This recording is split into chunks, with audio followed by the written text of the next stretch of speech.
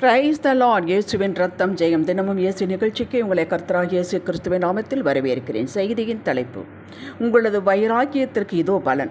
ஆதார வசனம் சங்கீதம் 17:3. நீர் என் இருதயத்தை பரிசோதித்து ராக்காலத்தில் அதை விசாரித்து என்னை புடமிட்டு பார்த்து ஒன்றும் காணாதிருக்கிறேன். என் வாய் மீறாதபடிக்கு தீர்மானம் பண்ணினேன்.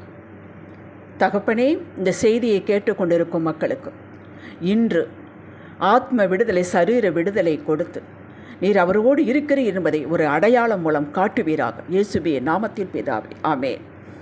கிறிஸ்துவுக்குள் ஜெயம் எடுப்பவர்களே, மேற்கண்ட வாக்கியம் தாவீதின் அறிக்கை, விண்ணப்பம், ஏக்கம் எல்லாவற்றுக்கும் மேலாக தேவனிடம் நியாயத்திற்கு கெஞ்சுகிறான், மன்றாடுகிறான். தாவீதுக்கு தெரியும், அறிந்திருக்கிறான், தேவன் நியாயாதிபதி, கிரியைகளுக்கு பலன் கொடுக்கிறவர் என்று தெரிந்திருக்கிறான். ஆகவே தைரியமாய் கேட்கிறான். என்ன கேட்கிறான்? நான் வாய் மீறாதபடி நான் பண்ணினேன்.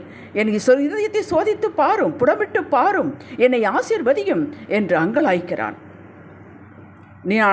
யோபு சொல்கிறான், நான் நீதிமானாய் இருந்தாலும் என் நியாயாதிபதியின் நியாயத்திற்கு கெஞ்சுகிறேன் என்கிறான், இரக்கத்துக்கு கெஞ்சுவேன் என்கிறான். யோபு 9:15. இவர்களுக்கெல்லாம் ஒன்றும் புரியவில்லை. நான் ஒரு தவறும் செய்யவில்லையே, நமது வாய்க்கு நாமே காவலை வைத்து கொண்டோமே, ராக்காலத்திலும் கஷ்டமான இருளான காலத்திலும் எப்பதக்கத்திலும் நெருக்கப்பட்ட காலத்திலும் நான் தேவனுக்கு எதிராக ஒன்றும் பேசவில்லையே, விசுவாச வார்த்தை தானே பேசினோம், பின்னையே நமக்கு முன்னும் போக முடியவில்லை, பின்னும் போக முடியவில்லை, இது ஏன்? இதோ தேவன் உத்தமனை வெறுக்கிறதும் இல்லை, பொல்லாதவர்களுக்கு கை கொடுக்கிறதும் இல்லை. யோபு 8:20. இதையும் அறிந்திருக்கிறார்கள் என்று யோபு சொல்லி அங்கலாப்படுகிறான். நமக்கும் பல சமயங்களில் ஒன்றும் புரிவதில்லை தேவனுடைய மௌனத்திற்கு. வேதத்திலுள்ள பரிசுத்தவான்கள் எப்படி நடந்து பதில் பெற்று வெற்றி அடைந்தார்களோ அதையே நாம் செய்யலாம். தாவீது ஒரு முடிவுக்கு வந்தான். எனக்கு புரியவில்லை, புலப்படவில்லை, இருக்கட்டும், நீர் என் வழிகளை ஸ்திரப்படுத்தும், உம்முடைய அதிகமான கிருபையை விளங்க பண்ணும், அதிசயமான கிருபையை விளங்க பண்ணும், என்னை காப்பாற்றும் என்றான். சங்கீதம் 17 எழுதி வைக்கப்பட்டிருக்கிறார். இந்த ஜெபத்திற்கு தேவன் பதில் கொடுத்தார். ஆம், என் மகனுக்கு என் வழி, என் பாதை புரியவில்லை என்பதால் அவன் என்னை விட்டு விலகவில்லை, புலம்பவில்லை, சோர்ந்து போகவில்லை என்று தாவீதை எல்லா இக்கட்டுகளிலும் விடுதலை பண்ணினார். யாவருடைய கண்கள் காண அவனை உயர்த்தினார். சங்கீதம் 18 பதிவு செய்யப்பட்டுள்ளது. அவரது மௌனம் நமக்கு புரியவில்லை என்பதால் அவர் நம்மை விட்டு விலகிவிட்டார் அல்லது நம்மை மறந்து விட்டார் என்பது அல்ல. நம் எல்லைகளில் கிரியை செய்து கொண்டுதான் இருக்கிறார். நாம் எடுத்த தீர்மானத்திலிருந்து வழி விலகி போகக்கூடாது. எவ்வளவு காலம்தான் காத்திருப்பது, எவ்வளவு காலம்தான் பொறுத்திருப்பது என்று மனதில் கூட நினைக்காதீர்கள். உங்களுக்கு முழு வெற்றியை கொடுக்க, உங்கள் சத்துருக்களை உங்களது எல்லையிலிருந்து முற்றிலும் விலக்கவே அவர் கிரியை செய்து கொண்டிருக்கிறார். நீங்கள் தீர்மானம் எடுத்தீர்கள். என்ன தீர்மானம்? எவ்வளவு நெருக்கம் வந்தால் நான் தேவனை தேடுவதில் சுணக்கம் காட்ட மாட்டேன். புலம்பல் வார்த்தையின் வாயிலிருந்து வராது. எல்லாம் நன்றாக இருந்து சிறப்பாக காரியங்கள் நடந்து கொண்டிருந்தால் எப்படி மகிழ்வோடு என் வேலையை செய்வேனோ அப்படியே இப்போதும் செய்வேன் என்று எடுத்த தீர்மானத்தில் நிலைத்திருங்கள். இந்த அற்புதமான தீர்மானத்தையும் அதன்படி நீங்கள் இருப்பதையும் கர்த்தர் மதிக்கிறார், கணம் பண்ணாமல் விடமாட்டார். நான் கர்த்தர், எனக்கு காத்திருக்கிறவர்கள் வெட்கப்படுவதில்லை என்பதை அப்பொழுது அறிந்து கொள்வாய் என்று ஏசாயா 49:21 சொன்னார். எப்பொழுது? நான் உன்னை ஆசீர்வதிக்கும் பொழுது. இன்று உங்களை பார்த்துத்தான் சொல்கிறார்.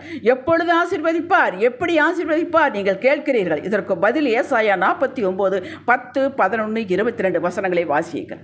இப்படி ஆசீர்வதித்து உங்கள் கொடியை ஏற்றி யாவரும் காண வைப்பார்.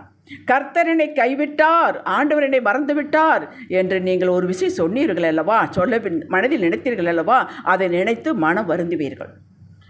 தாவீது தன் மாமனாராகிய சவுல் ராஜாவுக்கு தீமை செய்யவில்லை, நன்மைதான் செய்தான்.